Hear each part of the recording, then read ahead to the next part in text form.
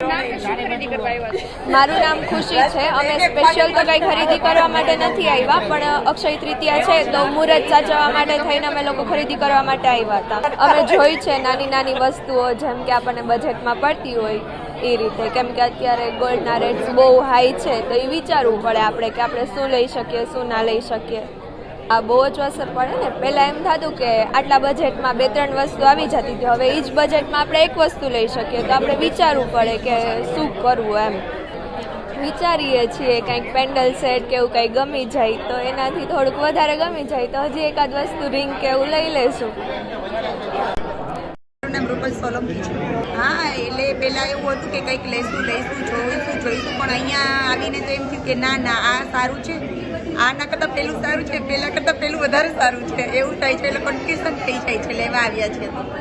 એટલે એમ તો નોર્મલ જોવા આવ્યા હતા કે ચલો કંઈક ગમશે ને તો લઈ લઈશું, પણ અહીંયા રાધિકાની ચોઈસ જ એટલી સરસ હોય છે કે ના ગમે એવું તો ઓપ્શન જ નથી હોતો એમ। હા, ખૂબ જ ભાવ અત્યારે એટલો બધો હાઈ છે, જેમ ગરમી વધે છે એમ સોનાનો ભાવ હાઈ એટલો તપી ગયો છે। આમાં કેવું છે કે ફૂલ ને તો ફૂલની પાંદડી ખરીદી કરવા આવ્યા છીએ તો કંઈક નાનું તો નાનું બી લઈશું તો ખરી છે। અક્ષય તૃતીયાનું મુહૂર્ત તો સાચવશું છે। કયા પ્રકારની ગ્રાહકી જોવા મળી રહી છે?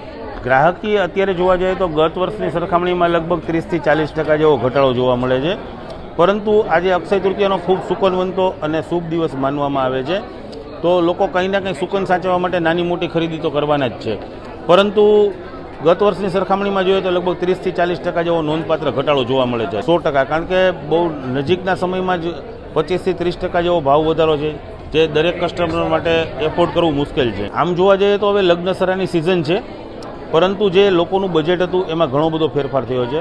આજે તમે જે મોટી વસ્તુ લેવા માગતા હો તો એના પ્રમાણમાં તમે થોડું બજેટ ઘટાડી અને નાની વસ્તુમાં ડાયવર્ટ થશો, અને એમાં પણ અમારી પાસે નાની વેરાયટીમાં પણ પુષ્કળ રેન્જ છે, એટલે દરેક કસ્ટમરને પૂરો સંતોષ મળી રહે એવો અમારો પ્રયાસ છે। આ વખતે એમાં ઘણો ઘટાડો હતો, પરંતુ આજે સુકનવંતો દિવસ છે એટલે લોકો નાની મોટી ખરીદી કરવા માટે આવશે। અપેક્ષા તો સારી જ હોય છે, પરંતુ જે ભાવ વધારાને ધ્યાનમાં લઈએ તો એમાં થોડો ઘટાડો થશે એવો અમારો અંદાજ છે।